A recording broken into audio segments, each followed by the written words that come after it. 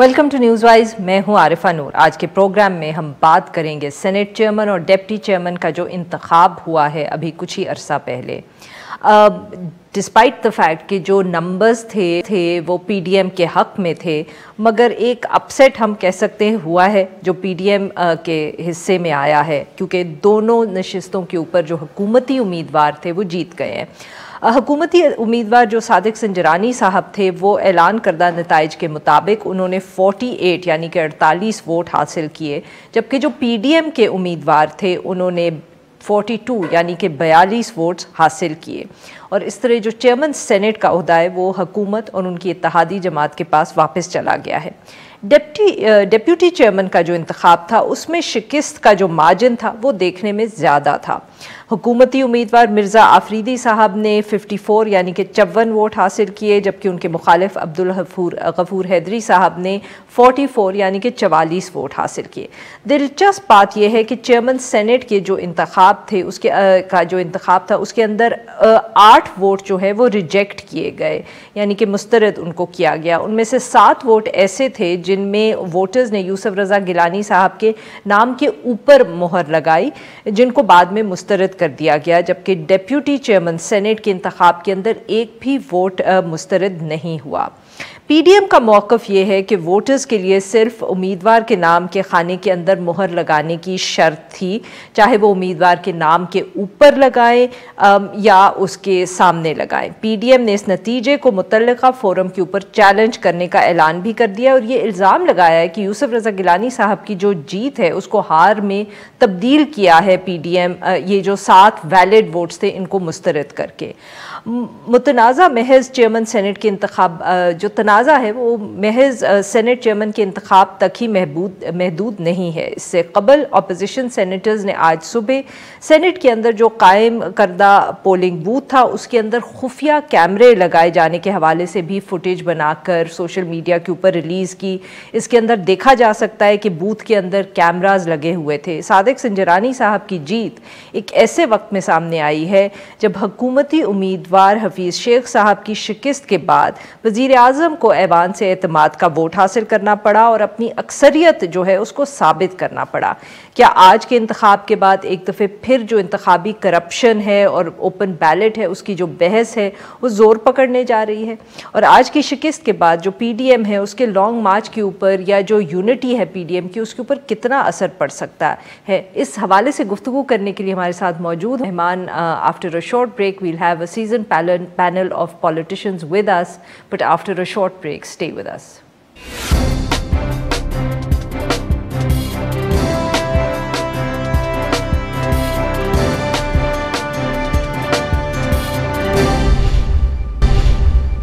Welcome back नाजरीन। हमारे साथ गुफ्तगू करने के लिए सेनेट इलेक्शंस के ऊपर जो आज सारा दिन कार्रवाई रही, हमारे साथ मौजूद हैं शफकत महमूद साहब, वफाकी वज़ीर तालीम हैं, खुर्रम दस्तगीर खान साहब नायब सदर हैं पाकिस्तान मुस्लिम लीग नवाज़ के और साबिक वफाकी वज़ीर, और हमारे साथ मौजूद हैं डॉक्टर नफीसा शाह साहिबा, सीनियर रहनुमाए पाकिस्तान पीपल्स पार्टी की। Welcome to the show all of you. Shafqat साहब, सर आपसे गुफ्तगू का आगाज़ करेंगे। सर, आज सादिक संजरानी साहब जीत तो गए, पाकिस्तान तहरीक इंसाफ और उनकी जो इत्तेहादी हैं बहुत खुश भी हैं, पर सर लग रहा है कि जैसे एक होता है ना कि इट्स अ विक्ट्री, बट उसके ऊपर इतना तनाज़े खड़े हो गए हैं, इतनी कंट्रोवर्सीज हैं, इतने सवाल उठाए जा रहे हैं कि इशू यही है कि was this a good victory for you? ये एक अच्छी आपके लिए फतेह थी? एक हमारे पास शिबली फराज साहब का अगले दिन का एक इंटरव्यू में कमेंट भी है, उन्होंने कहा है कि हम हर तरीके से ये जीतेंगे इलेक्शन। फिर जिस तरह 7 वोट मुस्तरद किए गए हैं, जो अपोजिशन इल्ज़ाम लगा रही है, सर मामला लगता नहीं है कि आज ख़त्म हो जाएगा यहाँ?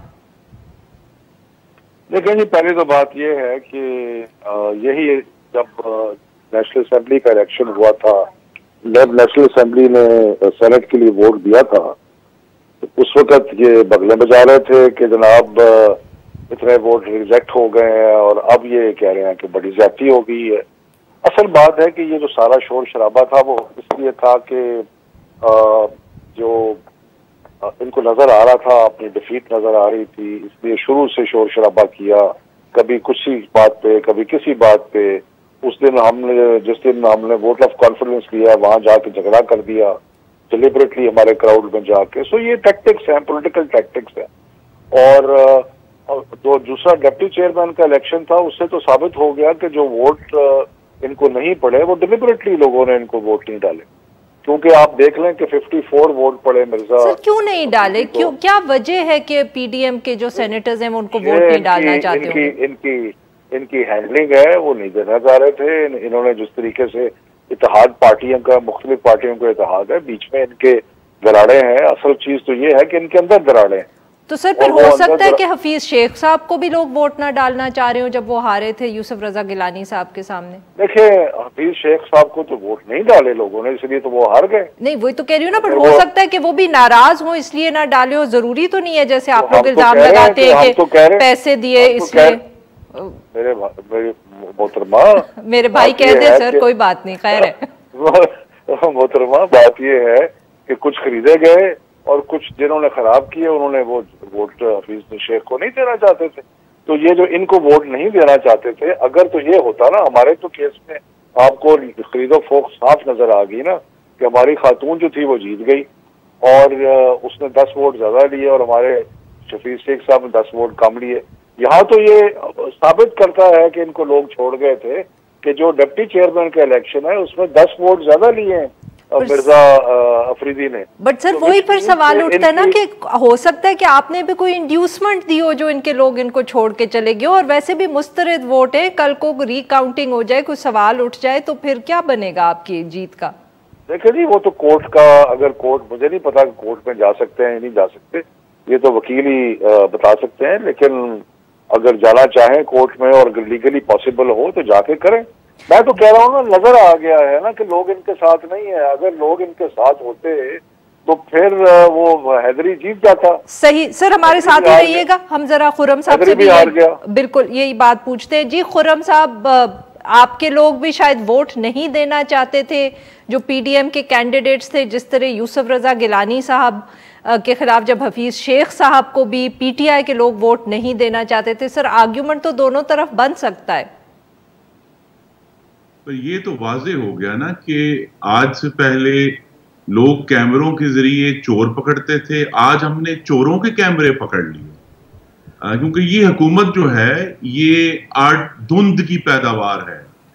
जो धुंध 25 जुलाई की शाम को आरटीएस का सिस्टम बिठाकर फैलाई गई, फिर अभी हमने चंद दिन पहले डस्का में देखा कि 20 अफसरों को अगवा करके, गोलियां चला के, पोलिंग रुकवा के, पोलिंग आहिस्ता करा के, जाली बैलेट डलवा के एक धुंध फैलाई गई, और आज भी एक और धुंध फैलाई गई है। यानी जब तमाम, तो सर क्या आप कह रहे हैं कि पोलिंग बूथ के अंदर सेनेट के फ्लोर के ऊपर धुंध थी?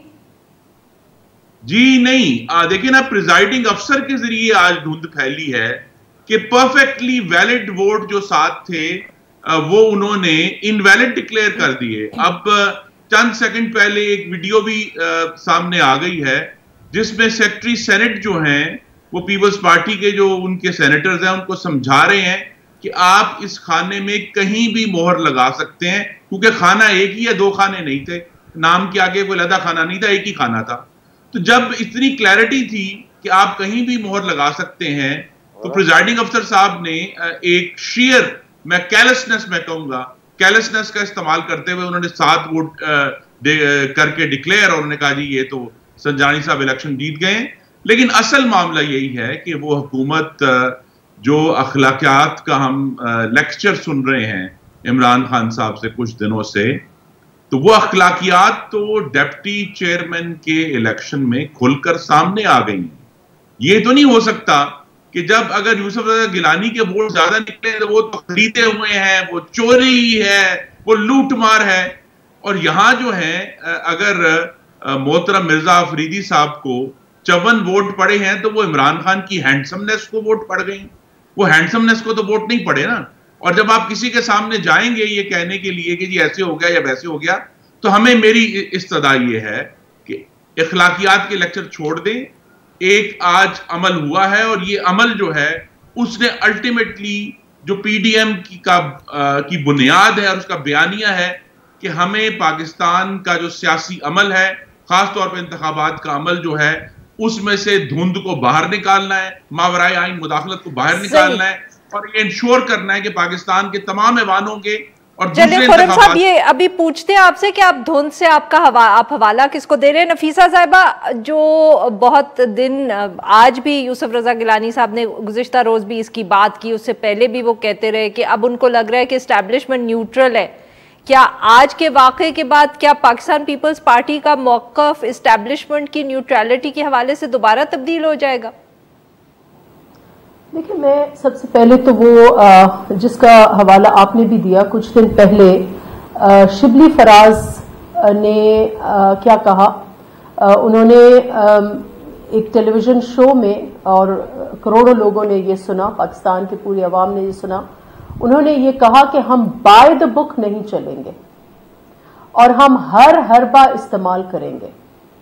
तो पहला हरबा ये था कि कल सेनेट के चेयरमैन ने जो आखिरी अपना स्टेप या फैसला दिया, वो उन्होंने रूल्स की धज्जियां बखेर के एक 17 ग्रेड का नया एक सिक्योरिटी ऑफिसर उन्होंने तैनात किया। नफीसा साहिबा माफ करिएगा, बात काट रही हूँ। बिलावल भुट्टो जरदारी साहब प्रेस कॉन्फ्रेंस कर रहे हैं, so we have to cut to that. नाजरीन, वील बी राइट बैक। जैसे ही बिलावल भुट्टो जरदारी साहब अपनी मीडिया टॉक खत्म करते हैं तो we'll come back to the show. Stay with अस।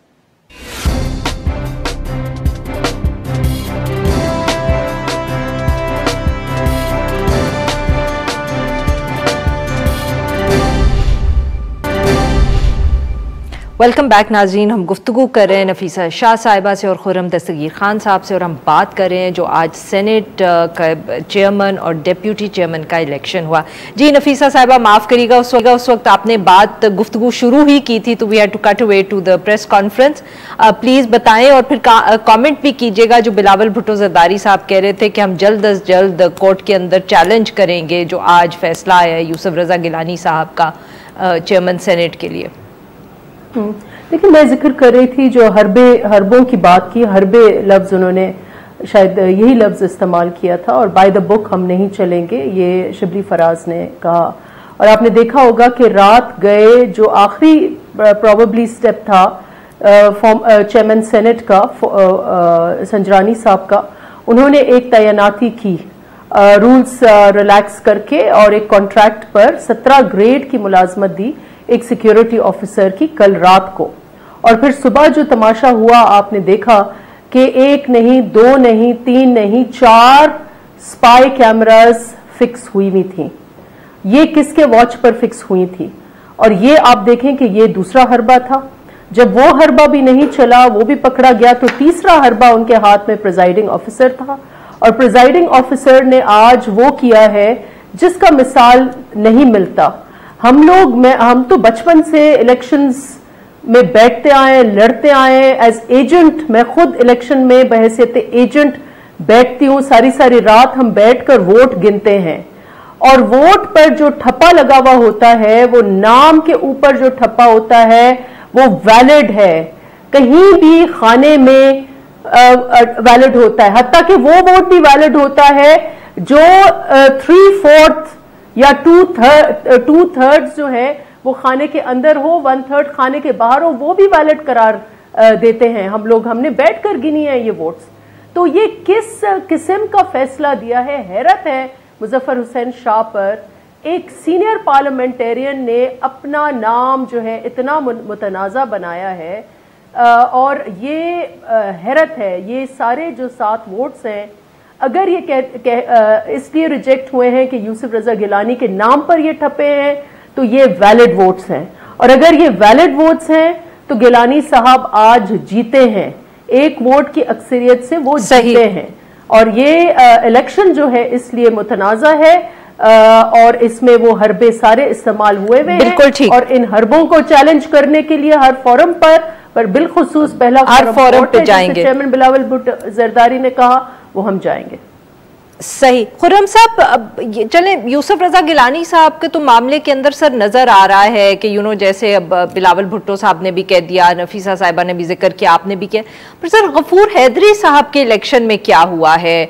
वहां तो कोई वोट रिजेक्ट भी नहीं हुआ, जो मार्जिन है वो भी बड़ा है। तो क्या हम कह सकते हैं कि शायद पीडीएम के अंदर सब जमातें मुत्तफिक नहीं थी गफूर हैदरी साहब पे, या बहुत सवाल छोटी जमातों से उठ रहे थे? What do you think happened there sir?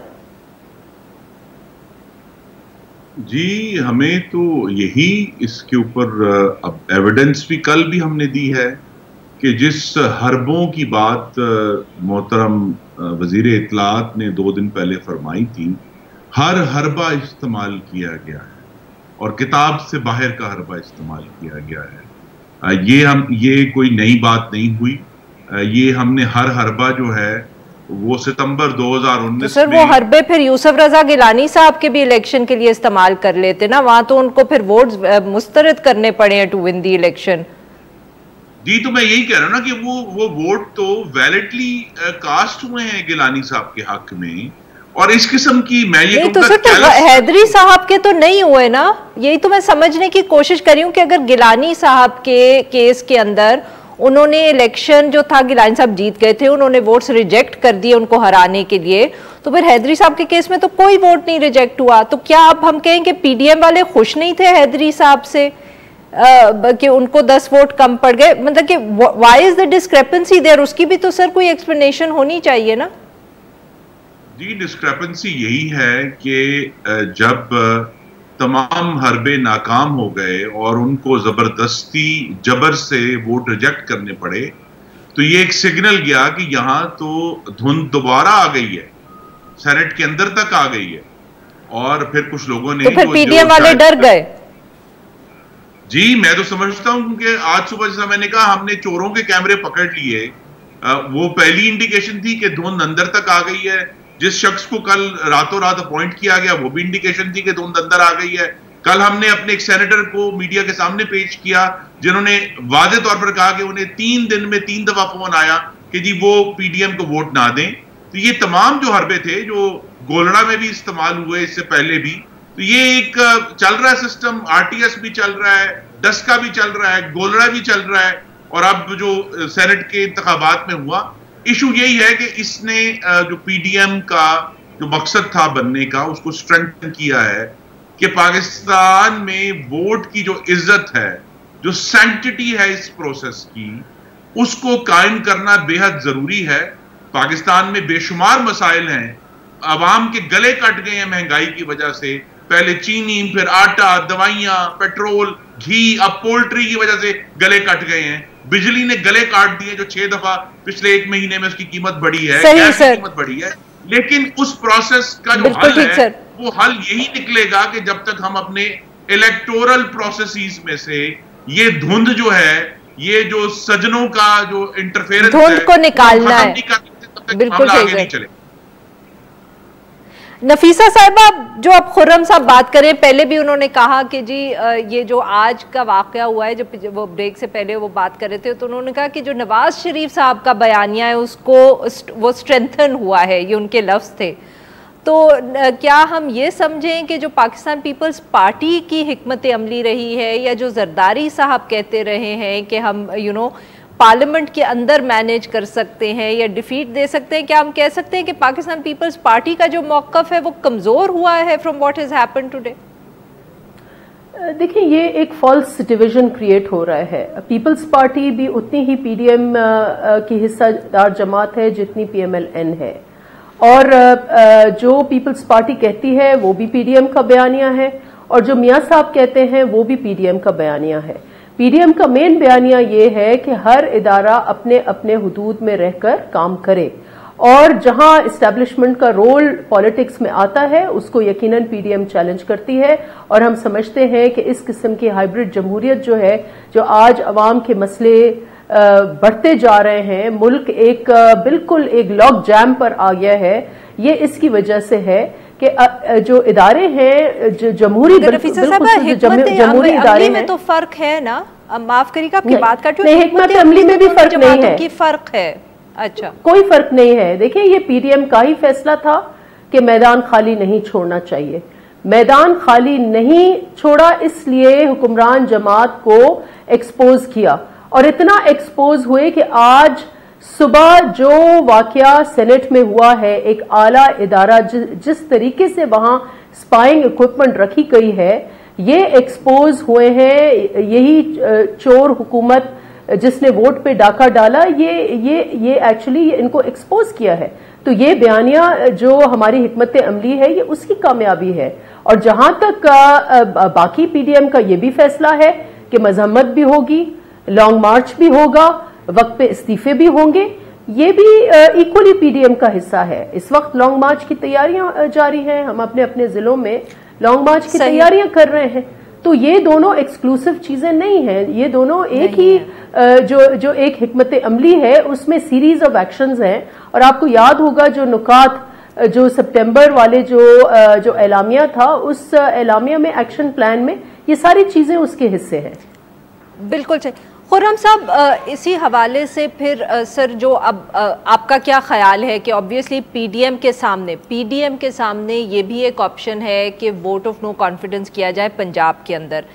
PDM obviously consensus से फैसले करती है, मगर ये भी हमारे सामने बात एक से ज़्यादा दफ़े आई है कि Pakistan Muslim League Nawaz is perhaps not too keen on this option. Maryam Nawaz साहिबा बहुत क्लियरली, बहुत साफ तरीके से ये एक से ज़्यादा दफ़े बात कर चुकी हैं। आज के वाक़यात के बाद क्या आपको लगता है कि पाकिस्तान मुस्लिम लीग नवाज जो है को कन्विंस करना कि पंजाब में नो कॉन्फिडेंस करना ज़्यादा मुश्किल हो जाएगा?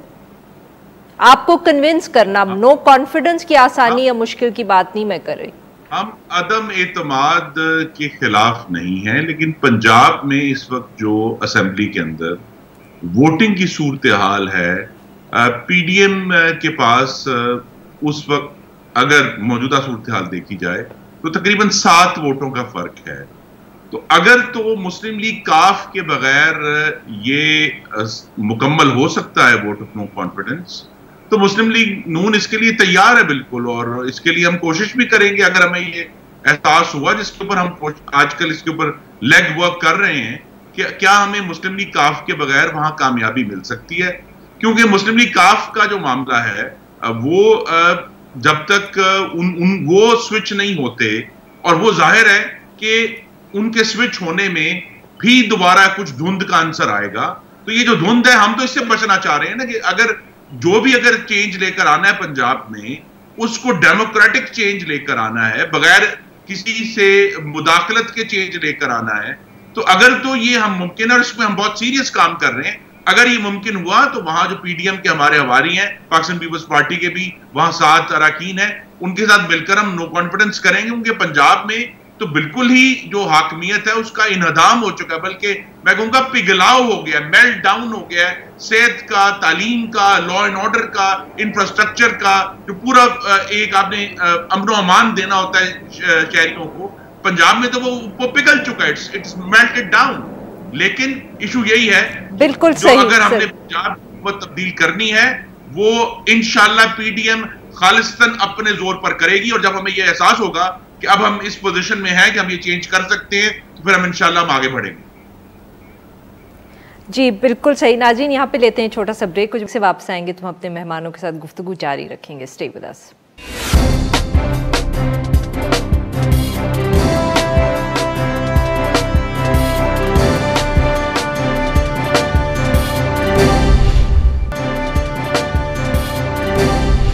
वेलकम बैक नाज़रीन, हम गुफ्तगू कर रहे हैं खुर्रम दस्तगीर खान साहब से और नफीसा शाह साहिबा से, और हम बात कर रहे हैं जो आज सेनेट के चेयरमैन और डेप्यूटी चेयरमैन का इंतखाब हुआ और उसके ऊपर जो अब कंट्रोवर्सी बनी हुई है।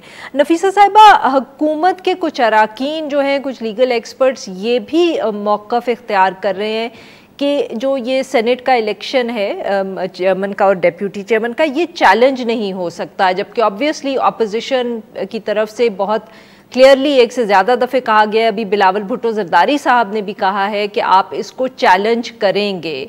डू यू थिंक कि हुकूमत जो ये बात कर रही है कि ये जो इलेक्शन था ये हाउस प्रोसीडिंग्स का हिस्सा है और इसलिए ये किसी कोर्ट में चैलेंज नहीं हो सकता, इसमें कुछ वेट है? कुछ देखिए, पहली बात तो सारा मुल्क देख रहा है कि इतनी ब्लेटेंट वायोलेशन हुई है इलेक्शन रूल्स की। कहीं भी किसी भी किताब में नहीं लिखा हुआ कि अगर उस खाने के अंदर अगर ठप्पा लगा हुआ है, कहीं भी लगा होना चाहिए, कहीं भी नहीं लिखा कि अगर नाम के ऊपर लगा है तो वो इनवैलिड वोट है। और हम सब, जैसे मैंने कहा, हम तो बचपन से इलेक्शन देखते आ रहे हैं, हम खुद इलेक्शन एजेंट्स बैठे, इतनी ब्लेटेंट वायोलेशन हुई है। दूसरी बात यह है कि जो जस्टिशबिलिटी है, आइन सुप्रीम है। आइन अगर कहीं जो लिमिट्स हैं इसकी भी के प्रोटेक्शन अगर इनको हासिल है इन रूल्स को, तो it can not be above the fundamental law itself which is the constitution और fundamental rights. And if I am a voter, अगर मैं वोटर होती सेनेट की, तो मैं तो अपने हक के लिए जाती कि भाई सारी हर उसूल, हर कानून, हर कायदे में जब एक लॉ हजारों की तादाद में हमने वोट गिने हैं, बहैसियत एमएनए एमपी है, जब हम वोट हमारी गिनती होती है तो ठप्पा हमारे नामों पर लगा हुआ होता है। और ये हर न सिर्फ रूल्स में है, हर जजमेंट में है। और जैसे मैंने कहा, उन जजमेंट्स में ये भी लिखा है कि अगर लाइन क्रॉस होती है, उसमें भी अगर 3/4 या 2/3 अंदर है खाने में, तो वो भी वोट काउंट होता है, वो भी इनवैलिड और रेगुलर वोट नहीं है। सही। तो जहां फंडामेंटल राइट्स की बात है, आई थिंक ये जो है इसकी जरूर लिमिट्स होंगी। मैंने रूल्स नहीं पढ़े सेनेट के, मैंने अभी अपना लैपटॉप खोला था, मैं पढ़ूंगी तो I can may be give a view. मैं कानूनदान नहीं हूं, लेकिन बहैसियत citizen who stands and in a parliamentarian जो कॉन्स्टिट्यूशन को अपहोल्ड करता है, मुझे पता है कि सबसे अहम कॉन्स्टिट्यूशन का हिस्सा फंडामेंटल राइट्स है, और फंडामेंटल राइट्स जो है वो जस्टिशेबल है, और वहां courts, high courts and superior courts involve होती है। खुर्रम साहब वेरी क्विकली, क्या ये जो यूसुफ रजा गिलानी साहब का इलेक्शन हुआ और आज जो कुछ हुआ है, क्या अब बेहतर नहीं है कि सारी पॉलिटिकल पार्टीज, जमातें इकट्ठी हो जाए और ओपन बैलेट के ऊपर ही कोई फैसला कर ले, ताकि ये जो इस तरह इल्जामात एक दूसरे पे लगते रहते हैं, मजाक बन गया हमारा इलेक्शन, ये तो ना हो? जी, लेकिन जब हमने आज टेलीविजन पे पूरी कौम ने फैसल वाबडा साहब को, हमारे कॉलीग थे कौमी असेंबली में मोहतरम, उनको जब हलफ उठाते हुए देखा है, तो फिर हुकूमती नीयत के बारे में तो सवालात बहुत बड़े बड़े उठ गए। लेकिन अगर हुकूमत एक ऐसा बिल लेकर आती है जो कॉम्प्रिहेंसिव हो, जो सेनेट के सिर्फ सेनेटर्स के इलेक्शन को नहीं, सेनेट का चेयरमैन का इलेक्शन, डिप्टी चेयरमैन का इलेक्शन, स्पीकर का इलेक्शन, डिप्टी चेयरमैन का इलेक्शन, एसेंशियली एक। सर फवाद चौधरी साहब ने तो आज टीवी पे कहा है कि जरूर करें, हम लाते हैं ऑपोजिशन, उसमें ये जो है तब्दीली जो है, अमेंडमेंट जो है इंट्रोड्यूस करें, हम एक्सेप्ट करेंगे। जी, उनके पास मौका है। पहले तो वो जो जहरीली 26वीं आईनी तरमीम है, जिसमें इनके वफाकी वजीर साहब के लिए एनआरओ था, उसको विड्रॉ करें, उसको साफ करें और उसको कॉम्प्रिहेंसिव बनाएं। क्योंकि जो आईनी तरमीम इन्होंने कौमी असेंबली में इंट्रोड्यूस की थी, उसमें सेनेट के चेयरमैन का इलेक्शन नहीं था, डिप्टी चेयरमैन का इलेक्शन नहीं था। वो कह रहे हैं कि आप लोग इंट्रोड्यूस करें अमेंडमेंट, हम एक्सेप्ट करेंगे। नहीं, तो ये बात कह रहे थे सर, ये जिम्मेदारी हुकूमत ने उठानी है, क्योंकि हमारे लाए हुए बिल को तो वो बड़ी आसानी से कहेंगे कि जी हम तो इसको नहीं मानते, ये ऐसे हैं, ये वैसे हैं। तो जब तक हुकूमत खुद अपनी जिम्मेदारी लेकर बाकायदा तौर पे कानून नहीं लेकर आती, जिसके अंदर किसी के लिए कोई एनआरओ ना हो, किसी के लिए कोई रियायत ना हो, कोई पर्सनल फेवर ना हो, सिर्फ एक स्ट्रेट फॉरवर्ड रूल हो कि जी हमने ये जो इलेक्टोरल प्रोसेसेस हैं उनको साफ, शफाफ और मुदाखलत से पाक बनाना है, तो अपोजिशन तैयार है बात करने के लिए। बहुत बहुत शुक्रिया हमारे दो मेहमानों का, उन्होंने हमारी गुफ्तगू की। नाजरीन, आज के लिए बस इतना ही। Now we will be back on Monday.